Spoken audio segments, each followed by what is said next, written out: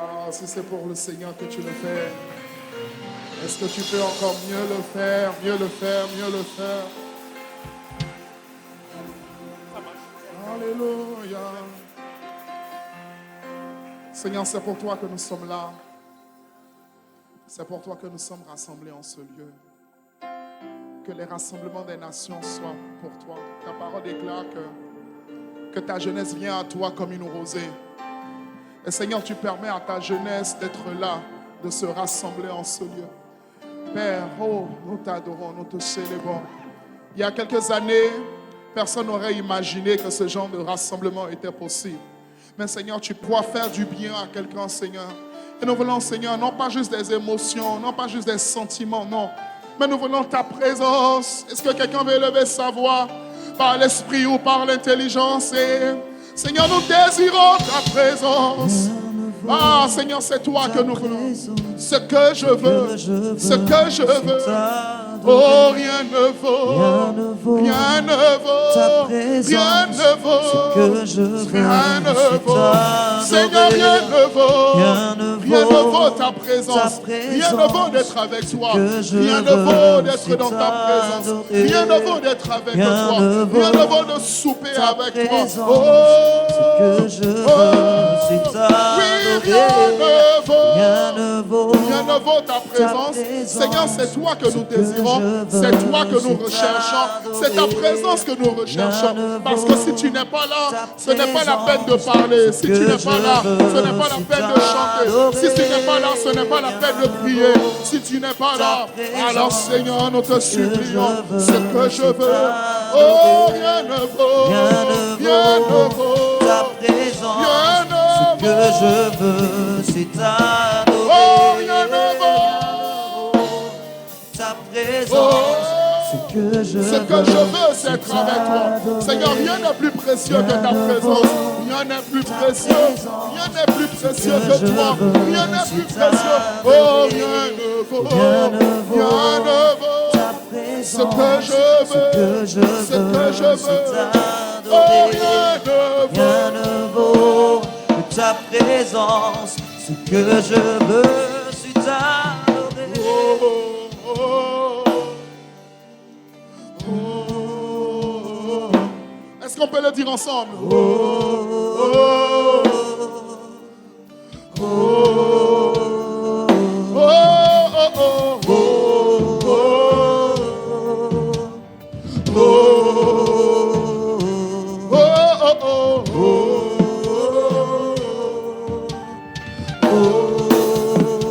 Tu es Dieu, tu es Dieu. Et nous t'adorons, tu es Dieu. Et nous t'adorons, Seigneur, tu es Dieu. Tu es Dieu au-dessus de toutes choses. Et nous t'adorons, tu es Dieu. Tu es Dieu.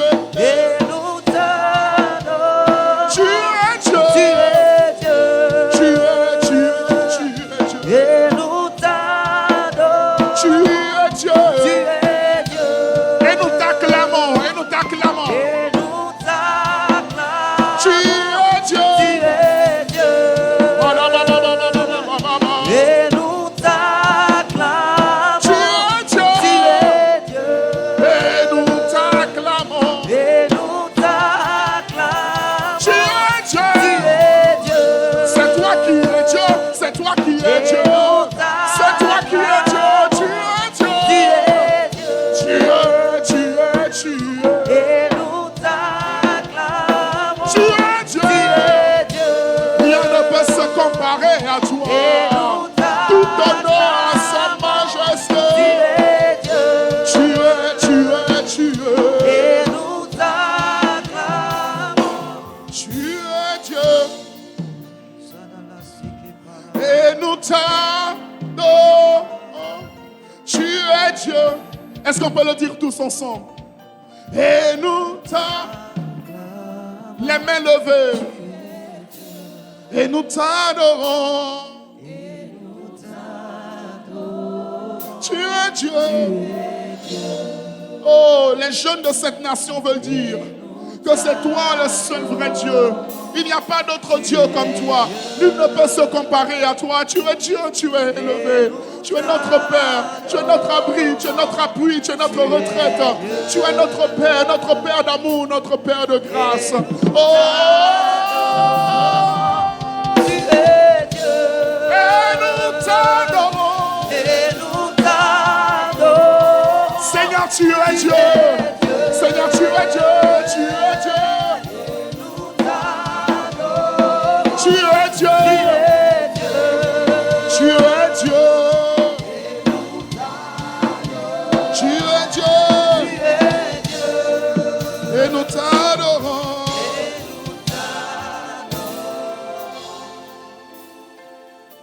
Merci Seigneur, tu es Dieu. Tu es Dieu. Tu es Dieu. Tu es Dieu.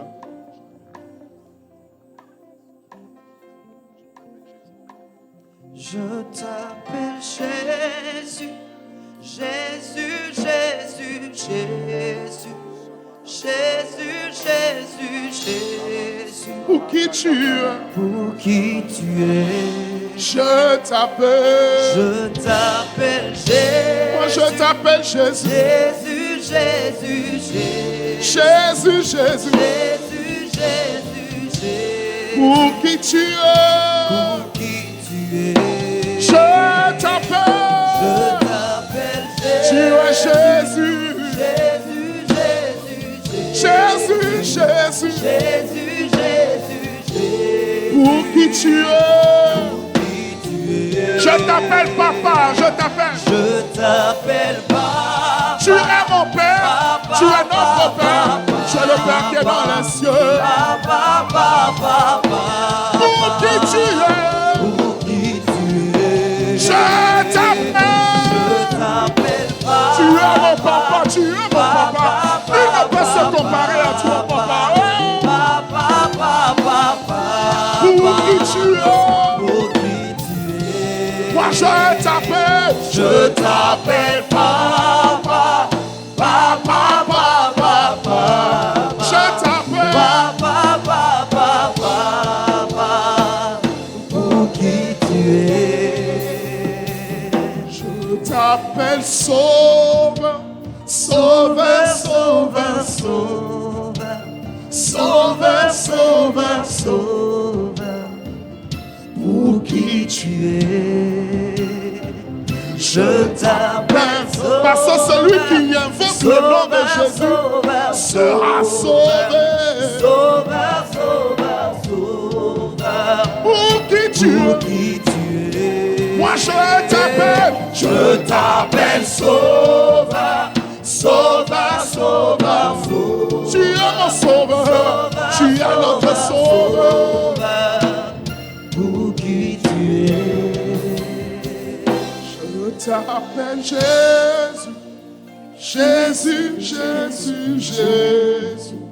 Jésus, Jésus, Jésus. Pour qui tu es? Jésus, nous t'appelons. Jésus, nous t'invitons. C'est toi que nous désirons, c'est toi que nous voulons par le Saint-Esprit. C'est à toi que nous laissons toute la place. Que je disparaisse, qu'on ne se rappelle même plus de moi. Mais que tu sois visible, que tu sois visible. Que pendant ces quelques instants, pendant ces quelques minutes, Seigneur, tu parles à quelqu'un. Tu touches le cœur de quelqu'un, que ta présence soit palpable, que ta présence soit visible, que le parfum de ta présence soit visible. Parce que si tu n'es pas là, ce n'est pas la peine. Alors s'il te plaît Jésus, fais-nous grâce encore aujourd'hui. Une fois de plus, fais-nous ta grâce, donne-nous ta miséricorde, aide-nous, conduis-nous, dirige-nous, porte-nous, Saint-Esprit. Nous te rendons grâce. Merci pour ce jeûne, merci pour ce moment, merci pour ce temps. C'est pour des temps comme ceci que tu nous as appelés. Merci Seigneur, nous te bénissons. À toi notre Seigneur et notre Dieu soit honneur, louange, action de grâce, acclamation, célébration. Acclamation. Amen. À sa majesté. Amen. Amen, amen, amen.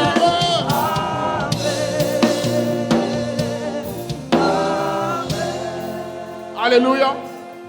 Alors écoute, il y a une chose qui est importante. Lorsqu'on veut honorer Dieu par des acclamations, On ne le fait pas de... Attends. On ne le fait pas de manière approximative, non. Parce que la présence de Dieu est importante. Dieu est un Dieu de détails. Et lorsqu'on veut l'acclamer, on l'acclame correctement. On l'acclame en poussant des cris de joie. On acclame en y mettant son cœur. On fait monter des cris de joie. On fait monter des cris de joie. Amen, amen.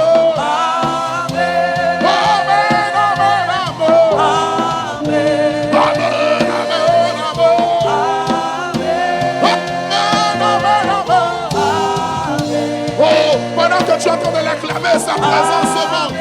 Amen, amen, amen. Oh, nous célébrons ta présence. Oh, un jeune va t'acclamer, te célébrer. Amen, amen, amen. Amen, amen,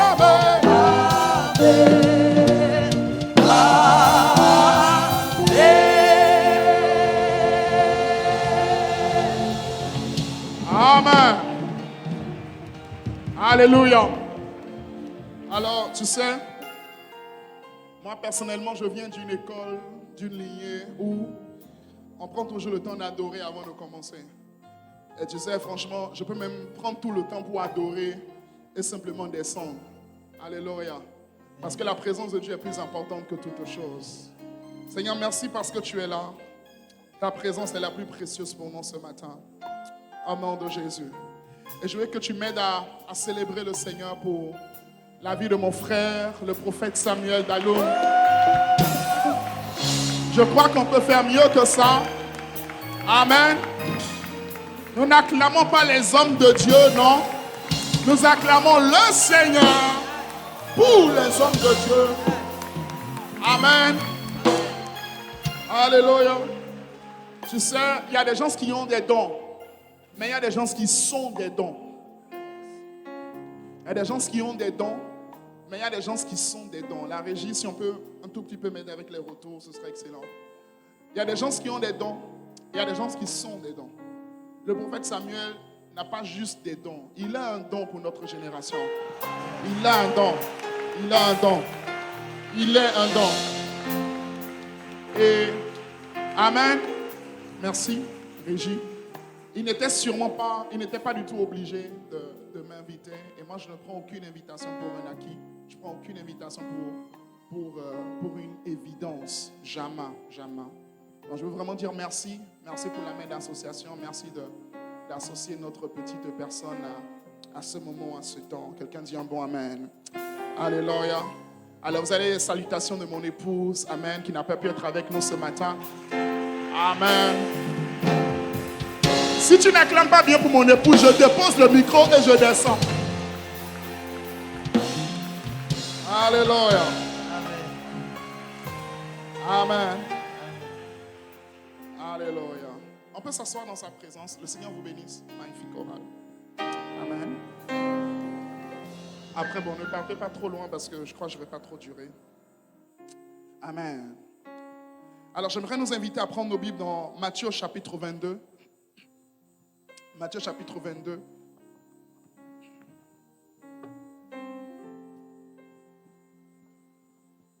J'aimerais nous inviter à prendre nos Bibles ensemble dans Matthieu chapitre 22, à partir du verset 1er au verset 14. Matthieu 22, à partir du verset 1er au verset 14. La Bible dit ceci. Jésus, prenant la parole, leur parla de nouveau en parabole et il dit: le royaume des cieux est semblable à un roi qui fit des noces pour son fils. Il envoya ses serviteurs appeler ceux qui étaient invités aux noces, mais ils ne voulurent pas venir. Il envoya encore d'autres serviteurs en disant: dites aux conviés, voici, j'ai préparé mon festin, mes bœufs et mes bêtes grasses sont tués. Tout est prêt, venez aux noces. Verset 5, est-ce qu'on me suit jusque-là? Verset 5, mais sans s'inquiéter de l'invitation, ils s'en allèrent, celui-ci à son champ, celui-là à son trafic. Et les autres se saisirent des serviteurs, les outragèrent et les tuèrent. Verset 7, le roi fut irrité. Il envoya ses troupes, fit périr ses meurtriers et brûla leur ville. Alors il dit à ses serviteurs, les noces sont prêtes, mais les conviés n'en étaient pas dignes. Allez donc dans les carrefours, appelez aux noces tous ceux que vous trouverez.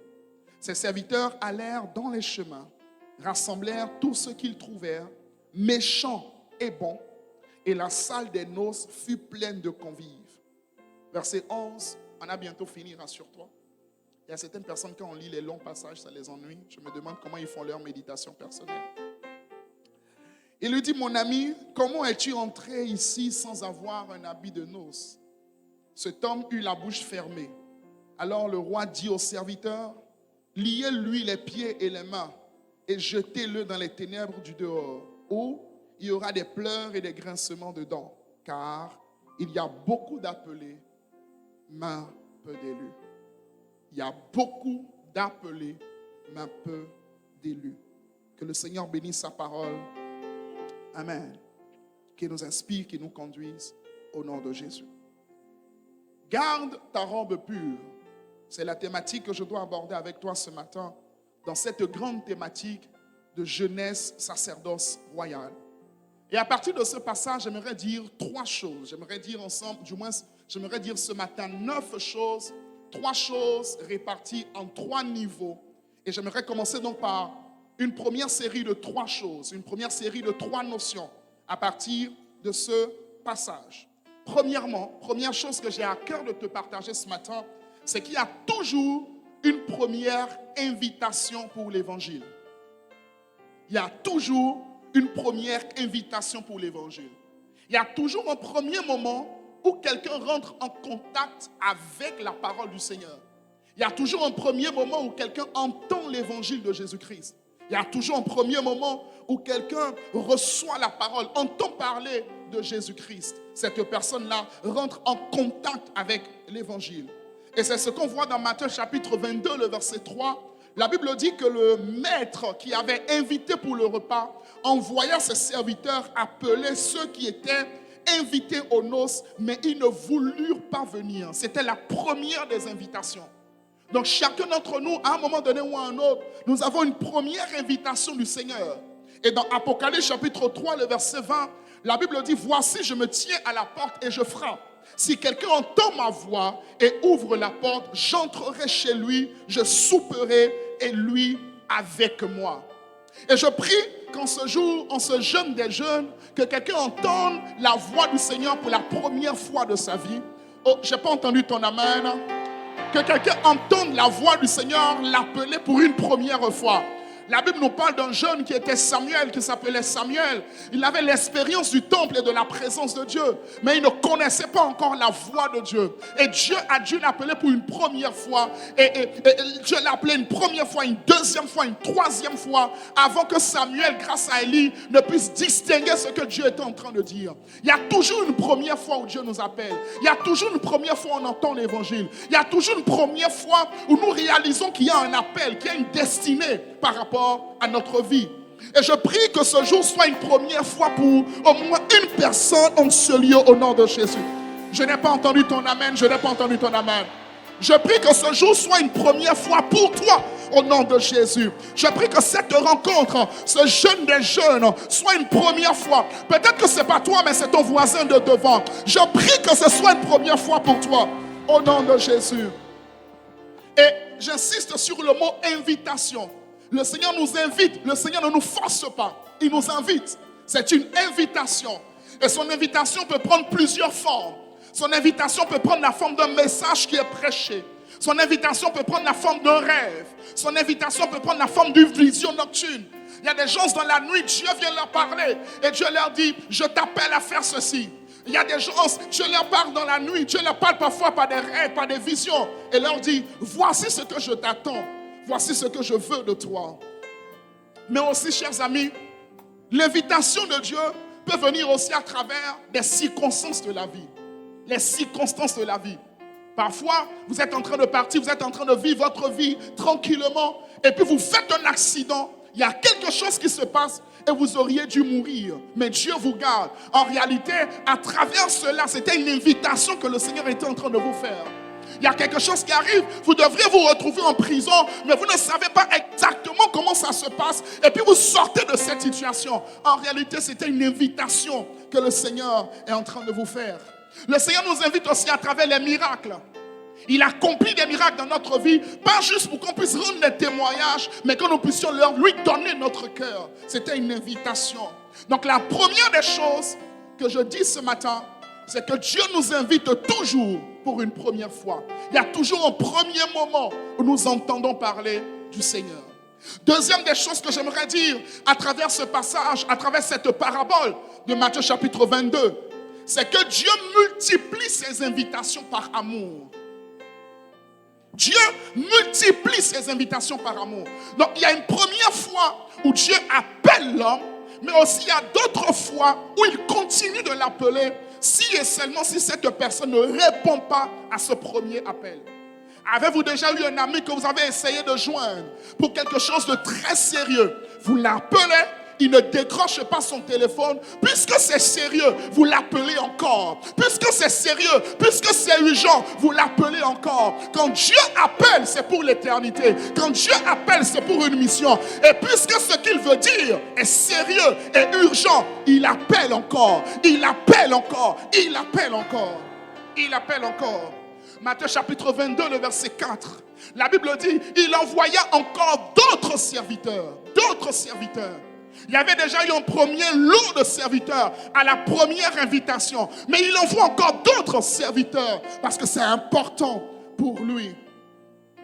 J'aimerais dire à quelqu'un ce matin, ce rendez-vous est peut-être la deuxième invitation du Seigneur pour toi. Ce rendez-vous est peut-être la troisième invitation du Seigneur pour toi. Ce rendez-vous est peut-être la quatrième invitation du Seigneur pour toi. Dieu t'a déjà envoyé des hommes pour te parler. Dieu a envoyé des pasteurs pour te parler. Dieu a envoyé des hommes de Dieu, des prophètes. Est-ce que vous savez qu'aujourd'hui, Dieu nous parle même par Facebook, même par les réseaux sociaux? Tu vas sur les réseaux sociaux et comme par hasard, tu vois un programme comme celui-ci. Tu ne sais pas ce qui t'attire dans le programme, mais il faut que tu sois à ce programme. Parce que la Bible dit que personne ne peut dire que Jésus est Seigneur si ce n'est par le Saint-Esprit. Des invitations que Dieu nous donne. En effet, chers amis, certaines personnes, lorsque Dieu les invite pour la première fois, ils répondent. Mais il y a d'autres personnes aussi, ils attendent plusieurs invitations avant de répondre à Dieu. Et je prie dans le nom de Jésus que quelqu'un ne fasse pas comme s'il n'entendait pas Dieu. Oh, je prie que quelqu'un ne fasse pas ce matin comme s'il n'entendait pas Dieu. Mais que cette énième invitation du Seigneur, il puisse y répondre ce matin au nom de Jésus. Ah, si c'est à toi que je parle, dis un bon amen. Et j'aimerais ouvrir une parenthèse à ce niveau que je vais rapidement fermer. Je vais profiter pour encourager un frère, encourager une sœur qui est en train d'évangéliser quelqu'un depuis longtemps, qui est en train de parler de Jésus à quelqu'un depuis longtemps, qui est en train de prêcher l'évangile à quelqu'un depuis longtemps. Bien-aimé, il y a certaines personnes qui entendent et qui reçoivent l'évangile à la première fois. Il y a d'autres, c'est à la 100e fois. Il y a d'autres, c'est à la 50e fois. Il y a d'autres, c'est après 200 fois. Il faut que tu persévères. Il faut que tu persévères. Jusqu'à quand? Jusqu'à ce que ce frère-là donne sa vie à Jésus et soit transformé. Et que tu puisses avoir l'héritage, le bénéfice de cette âme pour le Seigneur. Si tu me suis, dis un bon amen. Troisième vérité que j'aimerais partager avec vous aujourd'hui, c'est qu'il y aura toujours des conséquences au refus de l'invitation de Dieu. Il y aura toujours des conséquences. Il y aura toujours une conséquence. Matthieu chapitre 22, versets 5 à 7, la Bible dit, mais sans s'inquiéter de l'invitation, ils s'en allèrent. Donc le Seigneur invite, mais c'est comme si ça ne les concerne pas. Dieu leur parle, mais c'est comme s'ils n'ont rien entendu. Ils continuent à vivre leur vie comme s'ils n'ont rien entendu. La version Parole levée dit ceci, les invités n'y font pas attention. Je prie ce matin que toute cette journée, tu fasses attention à ce que Dieu veut te dire. Je prie que tu fasses attention à ce que Dieu veut te dire. Que tu fasses attention à ce que Dieu veut te dire. La version français courant dit, les invités ne s'en soucièrent pas. Ils ne s'en souciaient pas. Combien nous pouvons être parfois dans la présence de Dieu comme ça et ne pas se soucier des invitations de Dieu, ne pas se soucier de ce que Dieu nous dit, de ce que Dieu veut nous dire. La version Parole Vivante, qui est aussi la version Alfred Cohen, dit ceci: cela les laisse parfaitement indifférents. Je veux prier aujourd'hui que l'indifférence quitte le cœur de la jeunesse. Oh, je dis que l'indifférence quitte le cœur de la jeunesse. Que l'indifférence quitte nos cœurs au nom de Jésus. La Bible dit cela les laisse parfaitement indifférents. À un moment donné, le roi fut irrité. Il se met en colère et la conséquence est immédiate. Il les fit périr. Il les fit périr et il brûla leur ville. Les amis, il y a toujours un jugement qui descend sur ceux qui n'entendent pas l'évangile. Il y a toujours un jugement qui descend sur ceux qui n'acceptent pas de devenir sérieux avec Dieu alors que Dieu les a appelés plusieurs fois.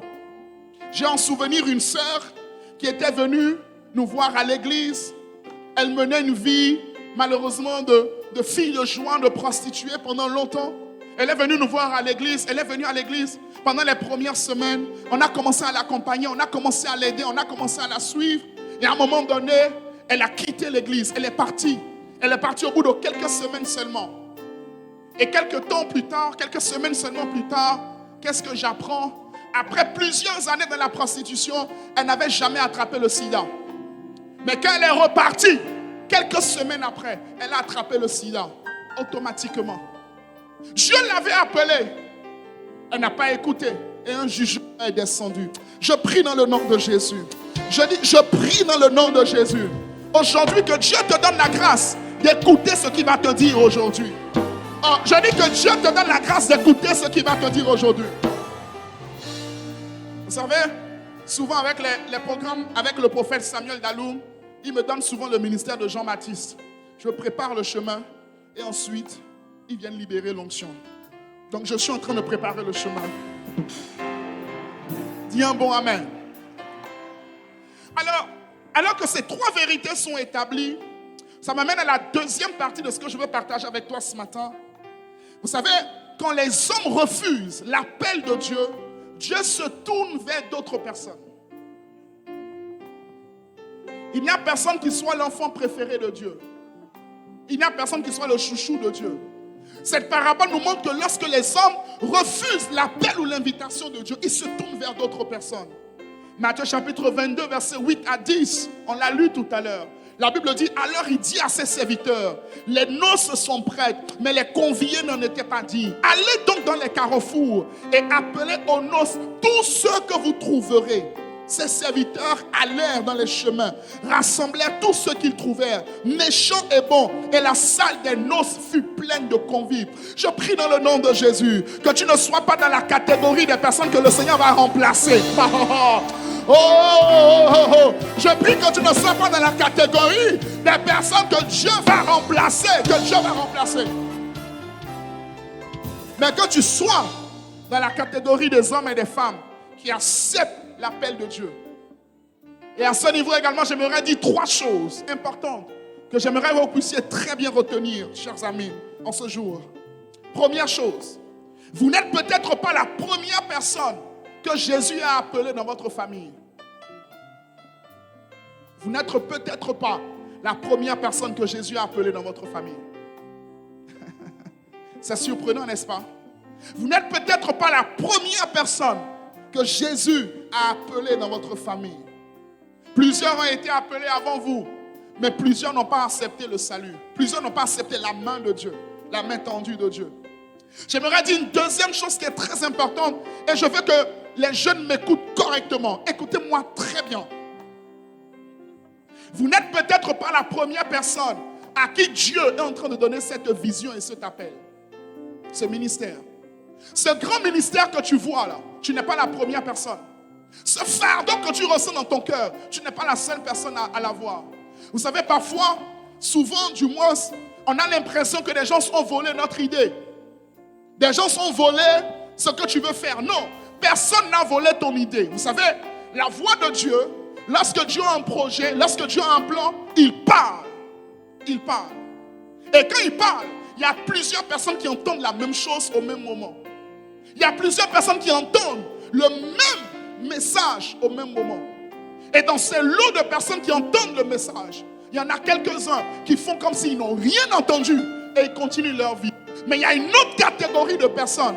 Quand ils entendent le message, ils se lèvent avec le message qu'ils ont entendu et ils commencent à courir avec le message. Je vais prier au nom de Jésus que tu fasses partie de cette deuxième catégorie.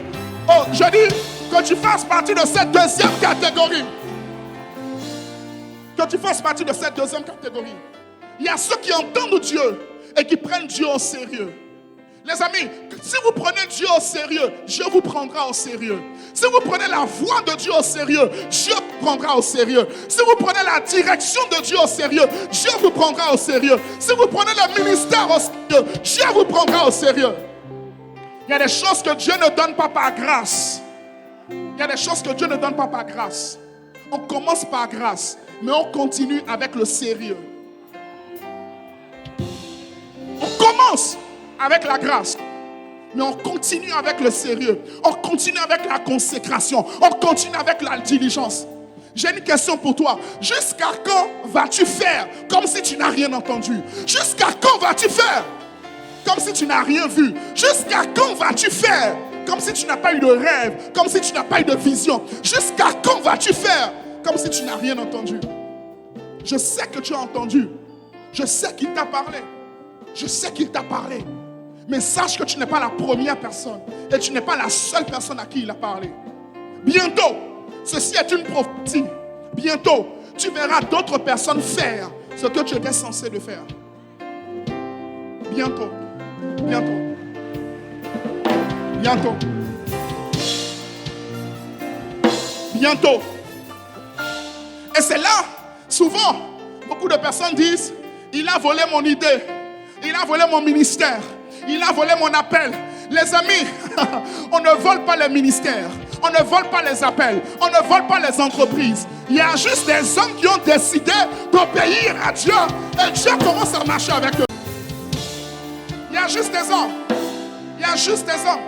Pendant le temps où toi, tu veux manger, tu veux dormir, tu veux vivre ta vie, il y a juste des hommes qui ont dit, Père, tu veux un homme, je suis prêt. Tu veux une femme, je suis prêt. Tu veux envoyer quelqu'un, je suis prêt. Est-ce qu'il y a au moins 10 personnes en ce lieu qui disent, je suis prêt? Je suis prêt. Je suis prêt. Bishop David Oyedepo a dit une chose qui est puissante. Il dit, Dieu ne donne un grand ministère à personne. Dieu ne donne un grand ministère à personne. Il n'y a personne à qui Dieu a donné un grand ministère. Dieu donne le ministère à tout le monde.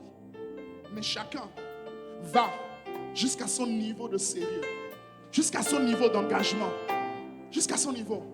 Il y a plusieurs personnes qui disent, tout ce que tu attends, tu dis non. Quand je vais me marier, je vais commencer à servir Dieu.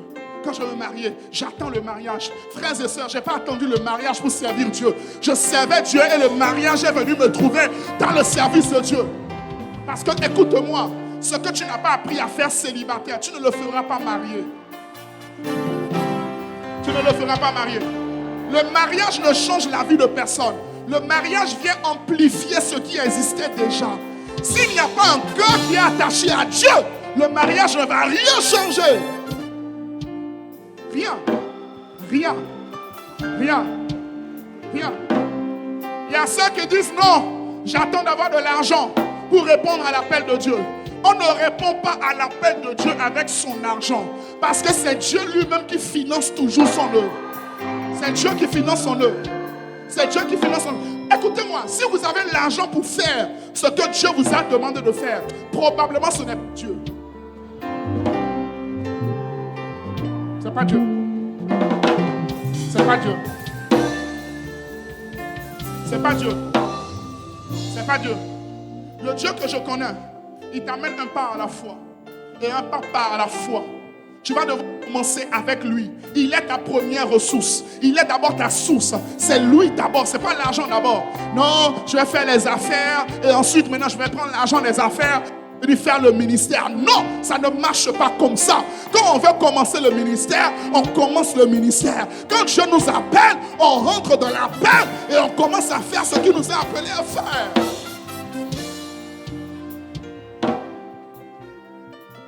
Dis-moi un bon amen. Troisième des vérités que j'aimerais dire ici, j'ai bientôt fini, t'inquiète pas. Troisième des vérités que j'aimerais dire ici, c'est quoi? Le salut ou encore l'appel ne dépendent pas de votre bonté ou de votre qualification. C'est une grâce. C'est une grâce. La Bible dit qu'ils rassemblèrent tout le monde, méchant comme bon. Méchant comme bon. Donc il n'a pas invité seulement les bons, il a invité les méchants comme les bons. Maintenant voici. La Bible dit dans Romains chapitre 9 verset 18, version second 21, la Bible dit Dieu fait grâce à qui il veut. Et je veux prier ce matin que Dieu fasse grâce à quelqu'un ici.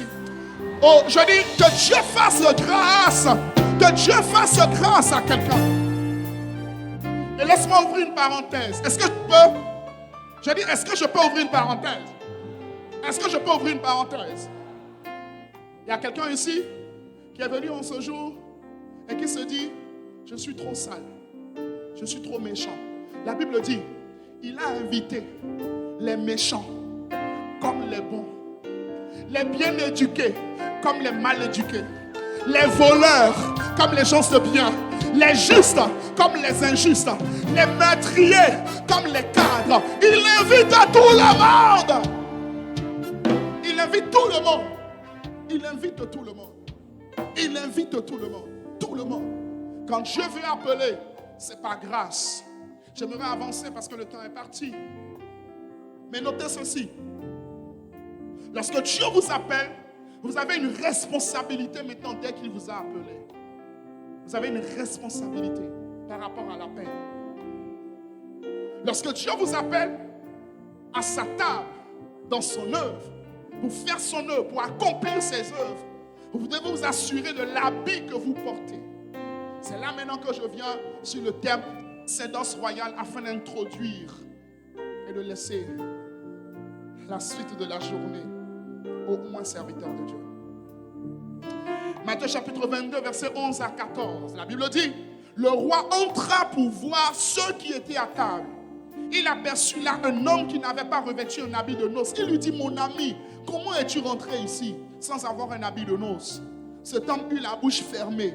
Alors le roi dit au serviteur, liez-lui les pieds et les mains et jetez-le dans les ténèbres du dehors, où il y aura des pleurs et des grincements dedans, car il y a beaucoup d'appelés et peu d'élus. J'aimerais dire également 3 choses à ce niveau et lancer 4 appels et nous allons prier. La première des choses, nous sommes tous appelés dans l'habit que nous portons. Mais c'est de notre responsabilité de l'enlever et de porter de nouveaux habits. Dieu nous appelle comme nous sommes, mais nous ne devons pas rester comme nous sommes. J'aimerais le dire autrement. Dieu nous appelle avec nos défauts, mais les défauts ne doivent pas rester sur le long terme. Ce monsieur dont la Bible parle ici, il est venu comme il était. Ce n'était pas le problème. Mais le problème, c'est qu'il est resté comme il était, avec le même habit, avec le même péché, avec la même impureté. Depuis 2015, même péché, même mensonge là, même impudicité. Il faut que ça change. Il faut qu'il y ait un avant et un après.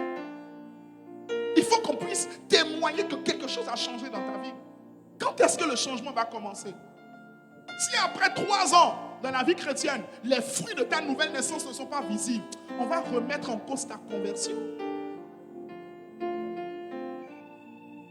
Ce monsieur était appelé comme il était, mais il a fait l'erreur de rester tel qu'il était, alors qu'il était à la table du roi. Amen. Ne vous en faites pas, j'ai fini même. Dis un bon amen.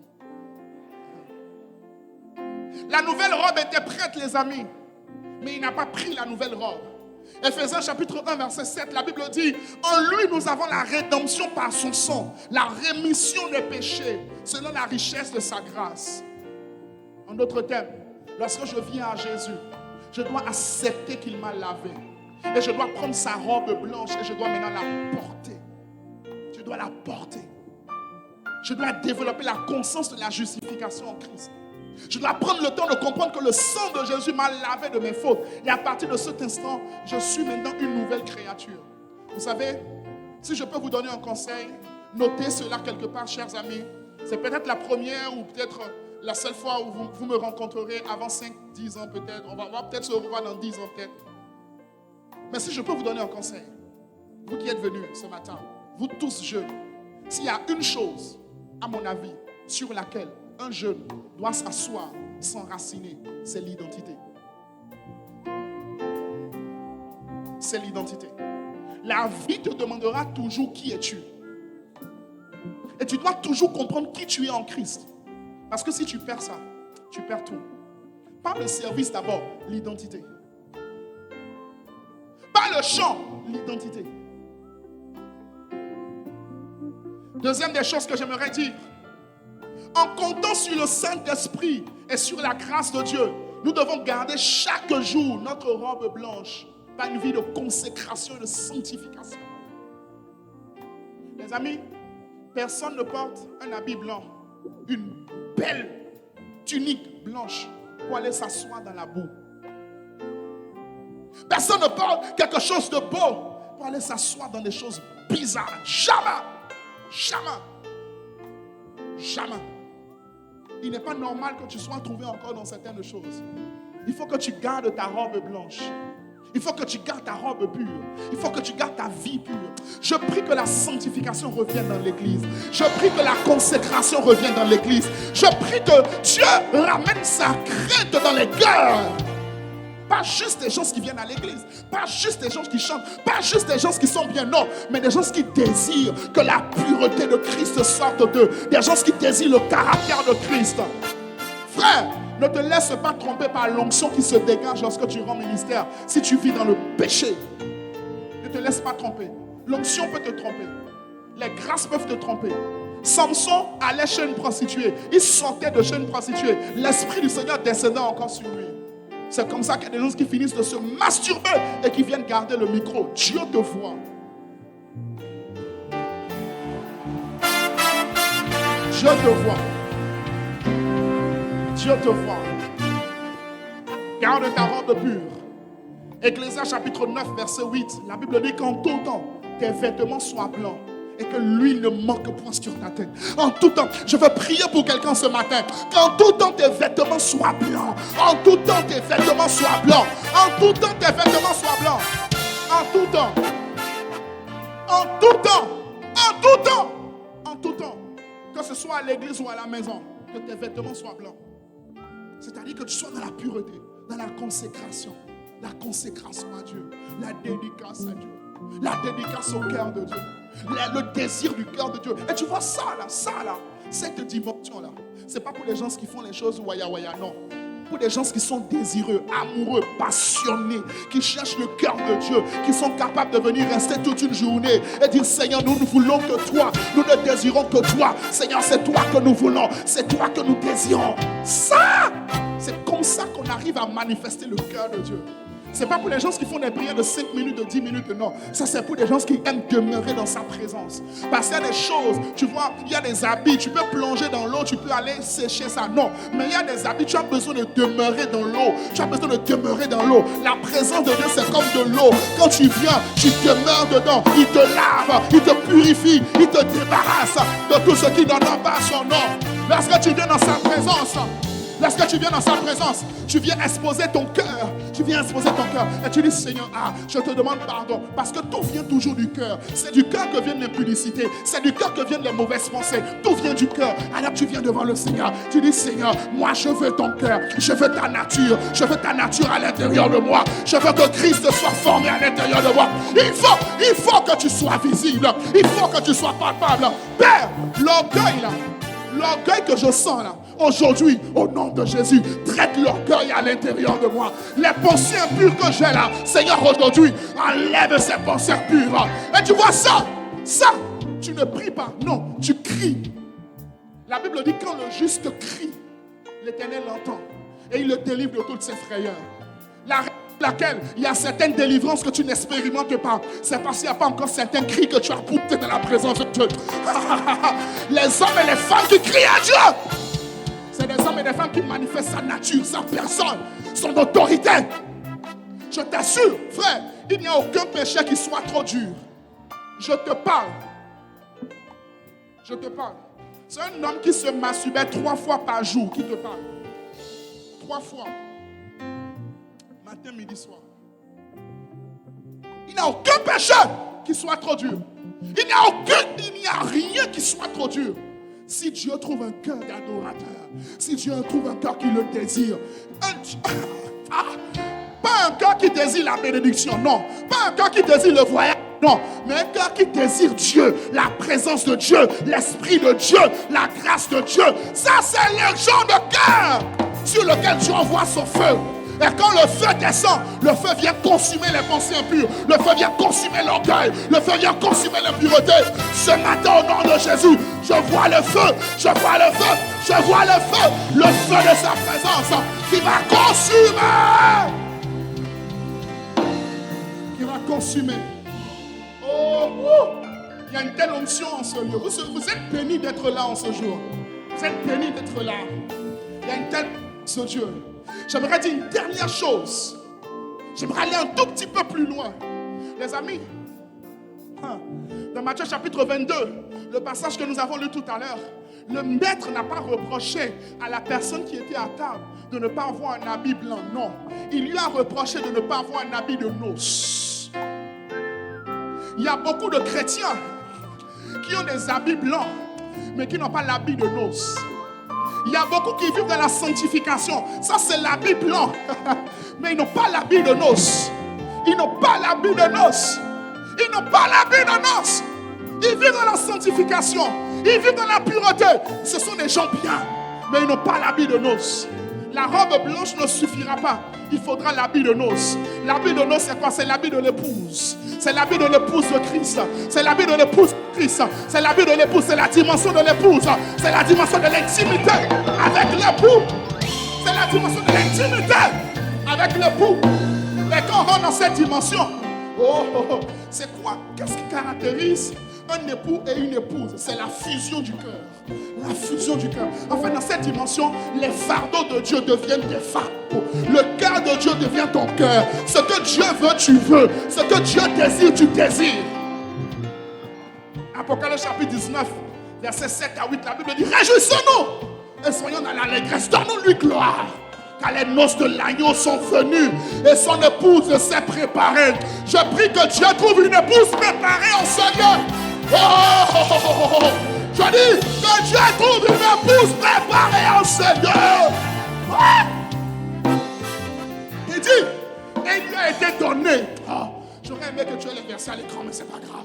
Il lui a été donné de se revêtir d'un fêlin éclatant. Et il continue. T'inquiète, j'ai bientôt fini, continue.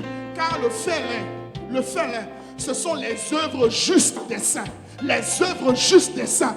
Ils ne se contentent pas d'être saints. Ils ont des œuvres.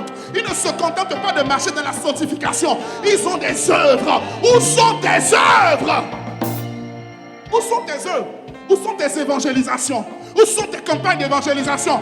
Un jeune peut faire une campagne d'évangélisation. Un jeune peut gagner des âmes. Un jeune peut gagner 10 villes. Un jeune peut gagner 30 villes. Où sont tes œuvres?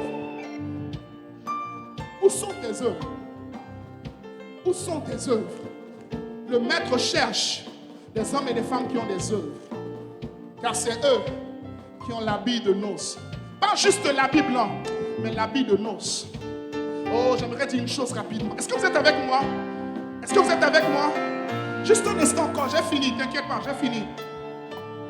Écoutez, les amis, le but d'un treillis, c'est pas de porter le treillis. Le but d'un treillis, c'est d'aller à la guerre et de remporter des victoires. Le but d'un treillis, c'est pas de porter le treillis. Le but d'un treillis, c'est d'aller à la guerre, de remporter des victoires et d'augmenter en galon, d'augmenter en autorité. Le but pour lequel Dieu nous habille de ses œuvres, de sa justification, c'est pas pour dormir à l'église. Il est temps d'arrêter de dormir à l'église. Arrêtez de dormir à l'église. Commencez à devenir l'église. Commencez à devenir l'épouse. Commencez à devenir l'épouse. L'épouse. L'épouse. L'épouse.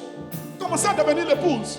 Porter les fardeaux de l'époux, porter le cœur de l'époux, porter les besoins de l'époux. Le cœur de l'époux, c'est quoi? C'est les âmes, c'est les nations, c'est l'influence, c'est son royaume, c'est son règne. Dieu ne veut pas juste qu'on porte un habit blanc, non. Il veut qu'on porte un habit de noces.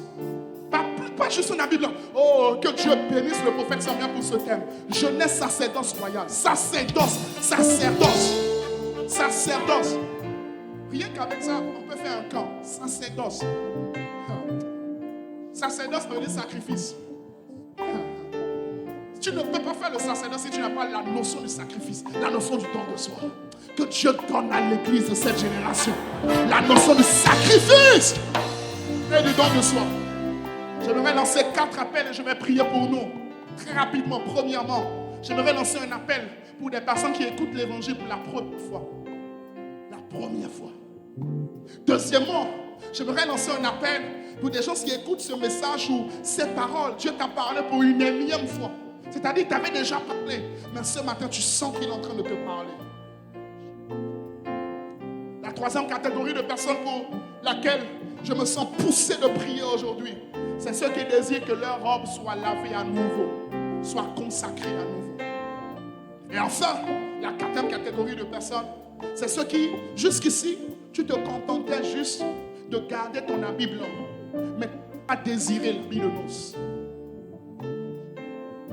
Alors pour cette 4 catégories, je ne sais pas dans laquelle tu es, mais je veux juste que tu cries à Dieu. Si tu sens de venir devant, n'hésite pas à venir devant. Si tu sens de t'approcher, n'hésite pas à t'approcher. Si tu fais partie de l'une de ces 4 catégories, dis premièrement, j'ai entendu l'évangile aujourd'hui et je veux donner ma vie. Deuxièmement, je veux que ma robe soit lavée à nouveau. Troisièmement, je veux obéir après plusieurs temps. Et puis quatrièmement, je désire porter l'habit de noces.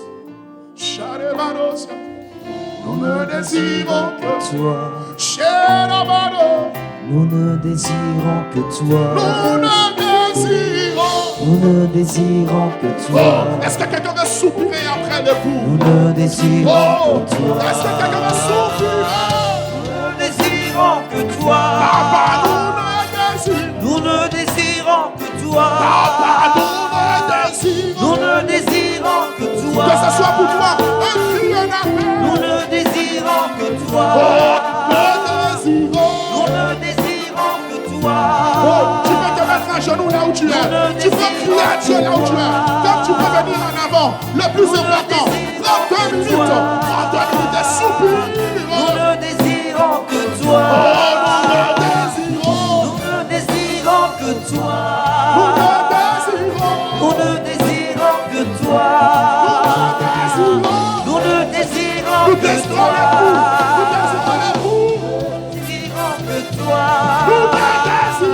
Nous ne désirons que toi. Nous ne désirons que toi. C'est toi que nous ne désirons que toi. Nous ne désirons que toi. Nous ne désirons que toi. Nous ne désirons c'est que toi toi. que nous désirons. Nous ne désirons que toi. C'est toi que nous servitons. Nous ne désirons que toi. C'est à toi que nous soupirons. Nous ne désirons que toi. Accorde-nous la gloire. Nous ne désirons que toi. Accorde la paix. Nous ne désirons que toi. Que le temps est la paix. Nous ne désirons que toi. D'être servi dans la paix. Nous ne désirons que toi. Nous te désirons. Nous ne désirons que toi. Te désirons. Que tu sois à ta place, peu importe, ou devant, peu importe. Mais je veux juste élever une prière. Père, je prie au nom de Jésus. Que ceci ne soit pas juste des mots qui excitent la chair, non. La parole déclare dans Ézéchiel chapitre 2, lorsqu'il m'adressa ces mots, l'Esprit de l'Éternel rentra en moi et me fit tenir sur mes pieds. Au nom de Jésus. Tel que Jésus l'a dit, mes paroles sont esprit et vie. Au nom de Jésus. Ah, je prie maintenant que l'esprit de sacrifice soit libéré. Amen. Tout ce qui te retenait, tout ce qui te bloquait, tout ce qui t'empêchait d'avancer, tout ce qui t'empêchait d'obéir à l'appel. Maintenant, au nom de Jésus, je vois le feu de Dieu descendre. Je vois le feu de Dieu descendre. Alors que tu lèves les mains à lui, je vois son feu descendre. Père, je prie pour une personne dont la robe est sale. Pour une personne qui a sali sa robe avec le péché, avec l'impureté. Seigneur, fais grâce matin au nom de Jésus. Amen. Et enfin, je prie pour une personne qui se contentait juste du minimum, du strict minimum de la vie chrétienne. Strict minimum. Je vis juste dans la sanctification, c'est bon. Je tombe peut-être dans le péché de temps en temps, mais bon, allez, je reste là, non. Je prie maintenant qu'une main vienne te pousser. Je dis que la main de Dieu vienne te pousser. Te pousser. Amen. Et que tu sors de la dimension des gens qui sont indifférents à l'appel. Et que tu décides de revêtir l'habit de noces. Et que tu décides de faire les bonnes œuvres pour lesquelles tu as été appelé avant la fondation du monde. Béni sois-tu au nom de Jésus. Avec action de grâce, nous avons prié. Nous ne désirons Nous ne désirons que toi.